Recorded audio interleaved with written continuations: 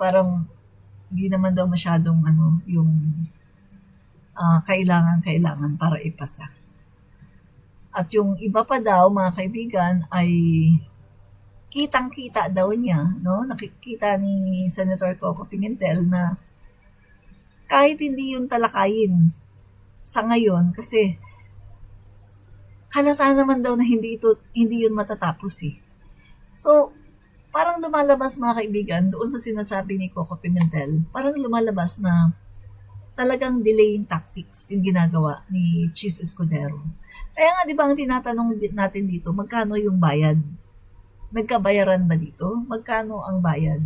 Kasi mga kaibigan, no, merong video din si VP Sara Duterte na pinagtatanggol niya si Chis Escudero. Di ba? Pinagtatanggol niya si Chis Escudero. Oh, ano yan? Nagkabayaran na ba dyan? Oh. To, mga kaibigan, na real talk lang tayo dito ha. Ito po ay usapin ng korupsyon, usapin ng mga anomalya patungkol sa confidential funds. Kung ikaw, Senate President ka ngayon, pagkatapos baliwala sa'yo yung mga lumabas na mga ebidensya na nakakabahalang mga ebidensya, kung yan baliwala sa'yo yan, hindi ka dapat na maging senador ng Pilipinas. Kahit barangay chairman, hindi ka dapat maging barangay chairman. Kasi ibig sabihin lang yan, wala kang pakialam sa mga magaganap at magaganap pa na mga korupsyon. Yan lang ibig sabihin na kaibigan. Wala siyang pakialam. Kung meron mang mga korupsyon na magaganap, wala siyang paki. So, ibig sabihin mga kaibigan, kapag naging, halimbawa, yung si Chis Escudero, tumakbo yan, halimbawa, kahit Vice President, mga kaibigan, gagawin din niya. Yung nangyari, no, sa ginagawa ni VP Sara Duterte, malamang gagawin din niya. Kasi, wala siyang concern. Nakita niya mga kaibigan nandyan sina Mary Grace Piatos, Cocoy Villamin, nandyan ang mga kapangalan ni Marin Rivera, kapangalan ni Chel Jokno, nandyan kapangalan ng mga grocery items, nandyan yung mga chichirya, nandyan yung kapangalan ng mga artista, mga models, nandyan lahat. Pero, babaliwalain yan? Dahil lang sa kung anong dahilan ni Chis Escudero? Nandyan yung mga umaatikabo ng mga 16 million for rental para sa safe houses. Nandyan pa yung paglalabas ng sunod-sunod, no, 125 million. Sunod-sunod yan, mga kaibigan. Sunod-sunod na araw, pag-withdraw, ipinabigay ka agad sa kanyang BPSG at yung BPSG niya ang naggawa ng disbursement ng mga pera na hindi naman niya trabaho yan dahil yan ay trabaho ng SDO. So kung titignan natin, ang dami mga kaibigan, talamak yung nakita dito na anomalya. Talamak yung anomalya na nakita dito. Pero si Chis Escudero, baliwala lang sa kanya. Diba? Kasi kitang-kita, pinapatay niya talaga itong impeachment na to mga kaibigan. Kitang-kita natin na talagang gusto niyang patayin itong impeachment na to. Diba? Mga kaibigan, real talk lang tayo dito guys, no? Real talk lang tayo. Kitang-kita na gusto niyang patayin ang impeachment. So, ito pa, impeachment trial ni VP Sara maaring tumawid sa 20th Congress. Law expert. Yan. So, yun na. Maari daw tumawid sa next Congress. Yan. Sakaling hindi natapos ang impeachment trial ngayong 19th Congress, ay pwede tumawid sa 20th Congress ayon kay Attorney Domingo Cayosa, constitutional law expert at dating presidente ng Integrated Bar of the Philippines. O yun, kita nyo mga kaibigan, pwedeng tumawid. So, ibig sabihin, mali po yung sinasabi nung iba dyan, mga kaibigan, at si Chis Escudero, na binibigyan niya ng hint yung mga tao na ay maaaring mamatay ang impeachment. Kasi nga, questionin yung jurisdiction ng 20th Congress, di ba? May mga ganun siya mga kaibigan na parang binibigyan niya na ng hint ang tao na para kung sakaling patayin nila ang impeachment na yan ay wala nang say ang mga tao. Alam mo mga kaibigan kasi itong si Chis Escudero, nag-aasam pa rin siya na siya pa rin ang magiging Senate President sa 20th Congress. At para makuha niya yung pagiging Senate President, sa tingin ko mga kaibigan ito opinion ko to, no, from my own opinion. Sa tingin ko, kaya niya ginagawa ito kasi nga Chis Escudero is seeking for Senate presidency at ayaw po niya na mapalitan siya. So, ibig sabihin, maaring kinausap siya ng kampo ni Sara na, Chis, patayin mo ang impeachment kailangan hindi matuloy yan. Patayin mo ang impeachment na yan. Para nang sa ganon, sa susunod na sa susunod na Senate, sa susunod na, kumbaga, pagpalit ng Senate, no? Pagpalit ng Senate ay ikaw ulit ang senador ng Pilipinas, no? So, Senate po, hindi Congress, nagkamali ako kanina. So, para pagpalit ng Senado, pag-alis ng mga senador ngayon na hindi na nahalal ulit at mapapalitan na ng mga bagong senador na nahalal ng bayan at saka yung mga ibang mga natira na mga luma, ay makakatiyak siya, mga kaibigan, na siya pa rin ang pipiliin na Senate President. Kaya eto, maaring nakikipag-bargain na siya dito sa mga senador na maka-Duterte, no, na nandyan sa Senate, maaring nakikipag-bargain na siya. So, malinaw po na kung totoo na ganito po ang ginagawa ni Chis Escudero, malinaw na ito po ay para lamang sa kanyang sariling interes at hindi sa interes ng bayan. Ibig sabihin, ay napaka-selfish naman niya. Parang ang ginagawa niya para lang ma-retain siya sa pagiging Senate President. Ang gagawin niya, papatayin ng impeachment at kapag napatay ang impeachment, siya ulit ang pipiliin kasi nagawa niya Nagawa niyang patayin ng impeachment So siya pa rin ang pipiliin as Senate President. Diba? Mga kaibigan, yan ang sa tingin ko Hindi natin alam kung tama yung hindi ko sinasabi na tama yung aking kutob, yung aking assessment, yung aking analysis, pero sa tingin ko ganito ang nangyari mga kaibigan na nagkaroon diyan ng deal na sige, ikaw pa rin ang Senate President. Hindi ka namin papalitan, pero patayin mo ang impeachment. Kasi mga kaibigan, halatang halata talaga na pinapatayin niya ang impeachment. Mga kaibigan, super halatang halata talaga. Hindi naman tayo mga bobo Tayong mga PBBM supporters, hindi tayo mga bobo na katulad ng mga DDS. May mga utak tayo. At nakikita natin yan, nararamdaman natin yan. Hindi tayo mga bobo. Diba? Michael Pangan, magandang gabi po Ma'am Admin Rich. Magandang gabi din sa'yo. No? Michael Pangan. Benten, pro-pasikat si Chis Escudero, ang yabang pa magsalita. Ay, oo. Tama ka dyan. No?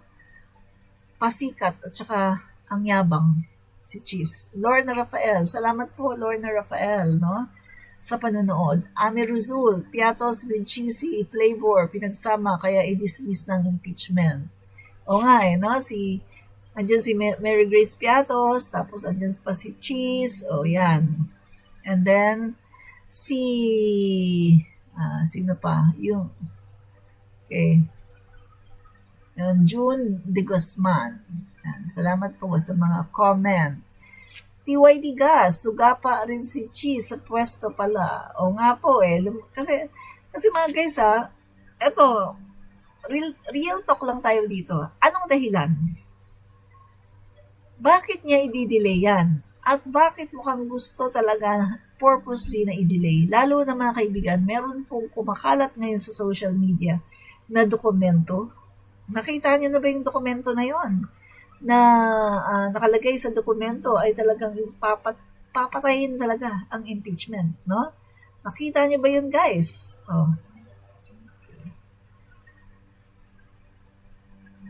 Andali tingnan natin Nakita ko yung dokumento na yun mga kaibigan no? yung dokumento na yun na papatayin daw yung yung impeachment. Sandali.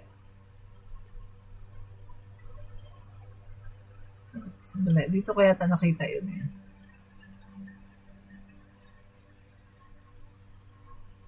Dali Nakita ko siya guys, no? Okay. Okay. Ito yata. Saglit Draft ba ito? Draft. Draft yata ito. Resolution, 19th Congress of the Republic of the Philippines, 3rd Regular Session, Senate, introduced by Senators. Resolution declaring the de facto dismissal of the impeachment case against Vice President Sara Zimmerman Duterte by operation of the 1987 Constitution.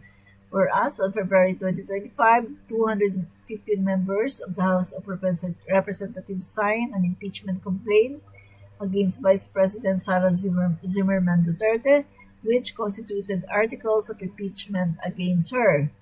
So, first page yan mga kaibigan So, hindi na natin babasahin yung lahat-lahat kasi ang dami niyan. So, yung second page mga kaibigan, ito. Yan. So, yan. Third page, ang dami din. Yan. Yan. Now, therefore, be it resolved as it hereby resolves for the Senate to declare a de facto dismissal of the impeachment case against Vice President Sara Zimmerman Duterte by operation of the 1987 Constitution. Aba mga kaibigan, de facto. De facto, mga kaibigan, de facto dismissal. So, ano natin de facto dismissal siya, mga kaibigan. Ibig sabihin po, no, de facto termination means a material reduction in the scope of so termination, mga kaibigan, tingnan natin yung full meaning.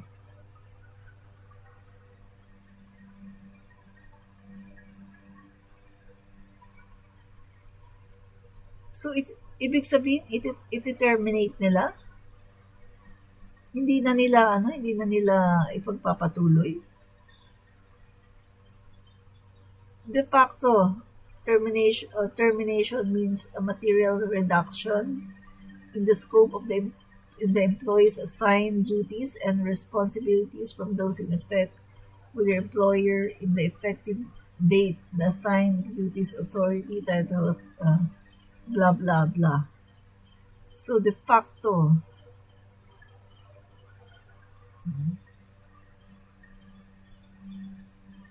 ano ba yan, mga kaibigan? So, talagang, ito na pala yung kanilang Kasi pag sinabi mong de facto termination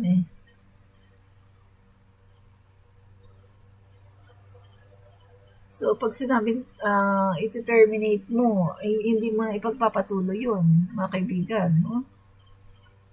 Ganun yun So, natin to maghahanap pa tayo ng mga paliwanag tungkol dito. No? Hindi kasi tayo lawyer, pero yun ang pagkakaalam ko, mga kaibigan No?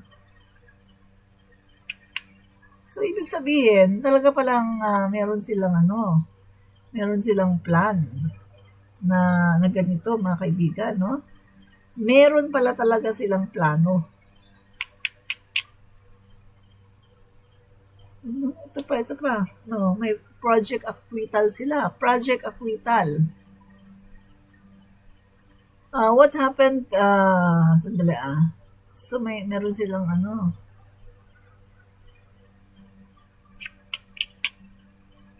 Guys, ito lang ang tanong ko sa inyo Ito lang.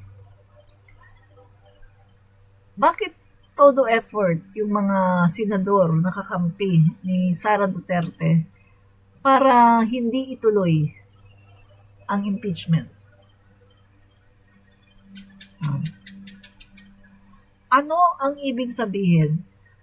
Bakit todo effort ang mga senador nakakampi ni VP Sara Duterte? Kayo, sagot kayo dyan sa comment section. Bakit sila sobrang effort para wag ituloy ang impeachment? Isa lang ang ibig sabihin yan.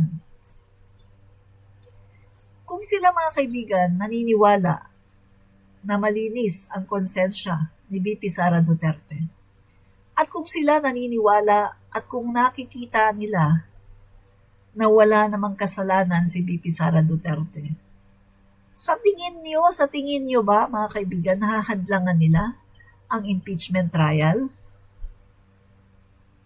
Hindi. Hindi nila hahadlangan ang impeachment trial kung alam ng mga senador na ito na si VP Sara Duterte ay walang kasalanan. So maaring alam ng mga senador na ito kung ano ang tunay na nangyari at maaring alam na nila kasi nga maaring, syempre nanonood din ng mga yan, di ba, doon sa hearing ni Joel Chua. Nanonood din yan, guys. At doon sa hearing na yan, lumabas ang katakot-takot na mga nakakalula na mga ebidensya. So, ibig sabihin, iisa lang ang paraan para hindi mapahiya si VP Sara Duterte. At yan ay ang pagpatay nila sa impeachment. Ang ihinto ang impeachment at huwag nang talakayin pa. Kasi mga kaibigan di ba naniniwala sila. Naniniwala yung mga senador na yan na hindi may impeach na hindi makukonvict si Sara Duterte kasi marami daw silang numbers. Advantage daw kasi marami silang numbers. O yun naman pala, marami kayong numbers Ang sa amin lang, ang sa amin lang dito, wala kaming pakialam kung hindi nyo i-convict. Wala kaming pakialam, i-convict nyo o hindi, mas maganda kung makonvict siya.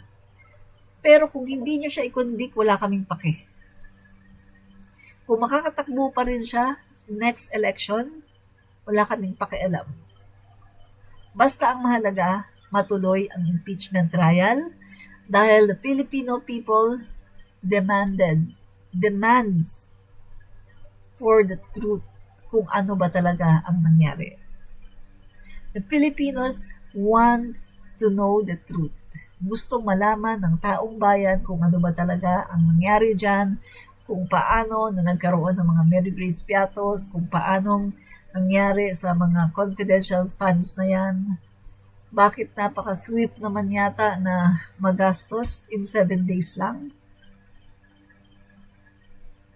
Kasi mga kaibigan, yung 4 days holiday yun. May trabaho ba ang gobyerno pag holiday? Di ba wala? Wala namang trabaho ang gobyerno sa holiday. So lumalabas mga kaibigan na ang confidential funds ay ginastos lang in 7 days. Grabe, di ba? So sa pindi ng mga nakita ng mga ebidensya, bigla niyong papatayin ang impeachment. Huwag ganyan. Masama yan. Hindi maganda yan. Ayaw ng bayan, ayaw ng taong bayan ng ganyan na pinapatay nyo ang impeachment dahil lang sa meron kayong kinikilingan. Huwag ganyan, no? So ituloy natin dito. Ayon kay Cayosa, kung susundin ang saligang batas at ang mga nauna ng kaso base sa ruling ng Korte Suprema na ang Senado ay continuing body, walang magiging problema. Inamin ni Cayosa na kaya naging masalimuot ang usapin dahil ang mga hinalal na senador, iba na ang sinasabi at pananaw. Iba na rin ang kinikilos ng katawan. Ngunit kung titignan ang saligang batas, maliwanag na sa kautusan na dapat tuloy-tuloy lang ang proseso. Di ba? Yan ang sabi ko sa inyo guys. Di tama yung sinabi ko. Kasi nga, mga kaibigan, ang impeachment ay hindi siya legislative work, hindi. Magkaiba po ang impeachment doon sa legislative work ng mga senador. Kung pagdating po sa mga legislative works, yun po ang hindi continuing. Yun po ang namamatay. At panibago na naman silang talakay kapag nagpalit na ng mga, halimbawa, 90, nagiging 20th Congress, panibagong talakay na naman. Parang nagbaback to zero sila. Ganon yun mga kaibigan, nag-e-expire kumbaga. Pero pagdating dito sa impeachment, wala pong expiration ito. Continuing po ito katulad ng isang korte. Katulad ng korte mga kaibigan, continuing. Kahit, kita nyo ha, limbawa, may pinahil kang kaso. Pagkatapos biglang yung judge umalis ng bansa, pinalitan yung judge doon sa RTC. Di ba continuing yun? Ganun pa rin. Kung ano yung mga nailatag ng mga ebidensya, nandun pa rin yun. Ang gagawin lang ng judge ay pag-aaralan niya kasi bago siya doon. Pag-aaralan niya. Pero hindi ibig sabihin na, babalik naman tayo sa back to zero tayo. Hindi ganun. Ang mag-a-adjust dyan ay yung judge. Pag-aaralan niya kung ano yung mga nangyari, ano ba yung mga nalatag na ebidensya. Kasi bago siya. Hindi yung ang mag-a-adjust yung kaso, iba-back to zero natin, ano na naman, ganito na naman, umpisa na naman tayo sa zero. Hindi ganoon. Katulad po ng impeachment, hindi po yan nag-e-expire. Wala pong expiration date. Yan. Kaya mali po, no? Mali po talaga yung sinasabi ni Senate President. Kahit, mga kaibigan, kahit sino po, no? Yung mga judges na mismo, yung mga magagaling na mismo sa batas ang nagsasabi na hindi po ito namamatay ang impeachment. Pwede po itong i-carry, mga kaibigan, sa 20th Congress. Hindi po ibig sabihin na tapos na yung 19th Congress, wala na. Tapos na rin ang impeachment at hindi na pwedeng buksan. Hindi po ganoon. So, makikerry po ito, mga kaibigan, sa 20th Congress. Kaya lang ito mamamatay kapag yung mismong Senate President, mga kaibigan, ay nakakumbinse, no, sa mga senador na patayin na lang natin to. Huwag na natin ito ituloy. Yun lang yun, mga kaibigan. Doon siya namamatay ang impeachment. Pero kung sasabihin mo na dahil sa batas, hindi po, walang ganung nakalagay sa ating Constitution na ang impeachment ay mamamatay kapag tumawid na ang next Congress. Wala pong ganung sinasabi. Diba? Yan. So, dali guys ha.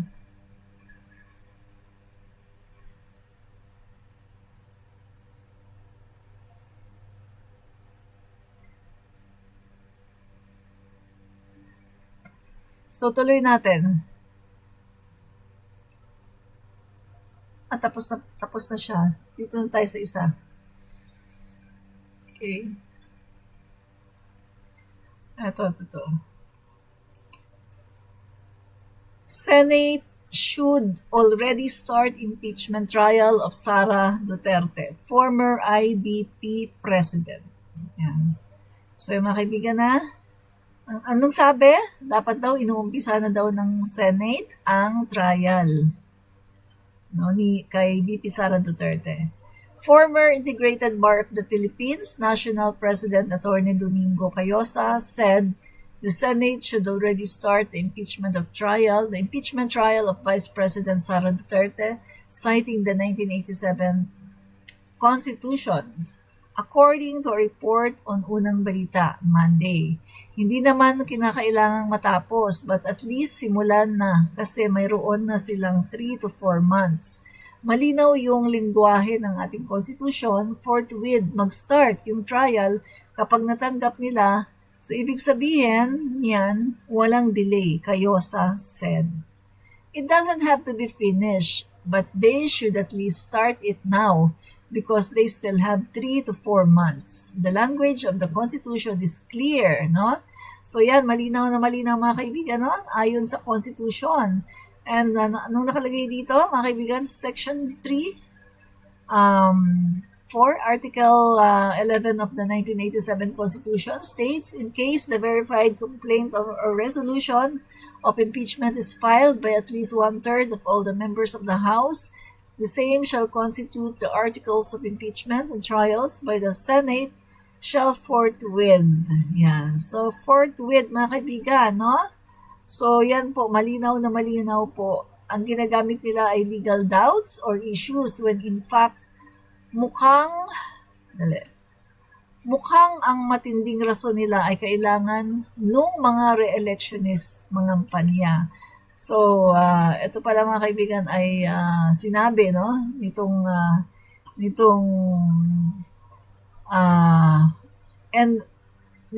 sino nga ba to?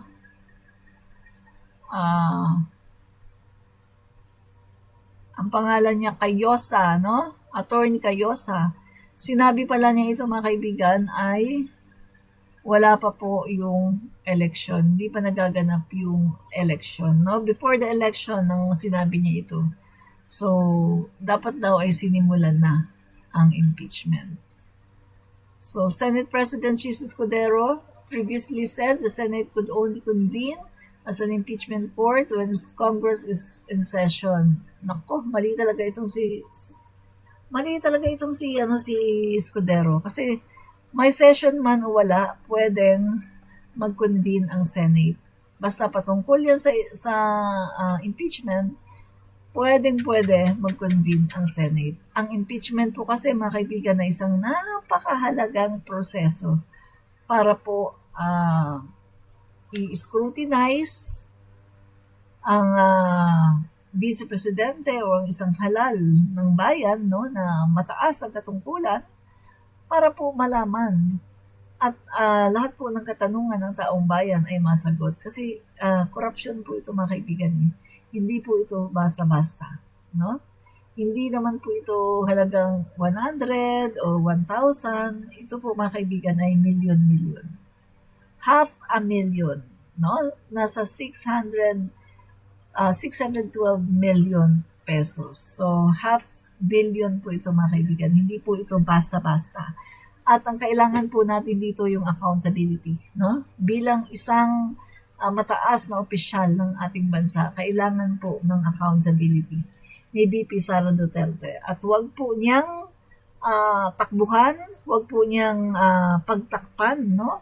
Yung kanyang ginawa. Kung talagang sa tingin niya ay malinis siya, mga kaibigan, ay harapin niya itong impeachment at wag na siyang magpaligoy-ligoy. Dahil ito po ay magandang platform para masagot niya ng lahat ng paratang sa kanya ng taong bayan. Diba? So, Cayosa, however, believes that the High Court is unlikely to grant the petition due to the separation of powers between judiciary and legislative. Yun nga eh. Mga kaibigan, etong si Chis Escudero, mali-mali yung sinasabi. Sabi ni Chis, yung gusto pa ni Chis Escudero magsalita ang Supreme Court. Gusto pa ni Chis Escudero magsalita ang Supreme Court at mag-direct, magsabi na, na kayo, mag-trial na kayo. Hindi naman gagawin ng Supreme Court yun. Parang hindi naman niya alam na meron tayong 3 branches of the government na co-equal. Di ba? Co-equal at merong separation of power. 3 branches of the government. Mga DDS, baka hindi nyo alam, di ba? Executive, Legislative, Judiciary. So, lahat yan co-equal. Bukod sa co-equal yan, meron yung separation of power. Kaya nga hindi pinapakialaman, ayon kay PBBM, hindi niya pinapakialaman ang House, hindi niya pinapakialaman kung ang Senate, kung anong mga gagawin nila sa impeachment, hindi niya pinapakialaman dahil hiwalay po, no? Wala pong, kumbaga, wala pong jurisdiction ang executive sa legislation. Meron po silang co-equal, no? Co-equal branch po 'yan ng gobyerno, no? At meron po silang separation of powers. Pero sa panahon ni Digong, naalala ko nung sa panahon ni Digong, kinontrol lahat ni Digong. Kasi diktador po siya eh. Diktador po si Duterte. So, sa panahon ni Duterte, kinontrol niya lahat eh. Congress. Pati judiciary kinontrol niya. Judiciary, legislative, lahat yan kinontrol yan ni Duterte. Ganun po si Duterte. Ano siya eh, diktador. Mala Hitler, no? Yung kanyang, ay mas malala kay Hitler to. Kasi kung si Hitler, mga kaibigan, ilang juice lang yung kanyang chinugi.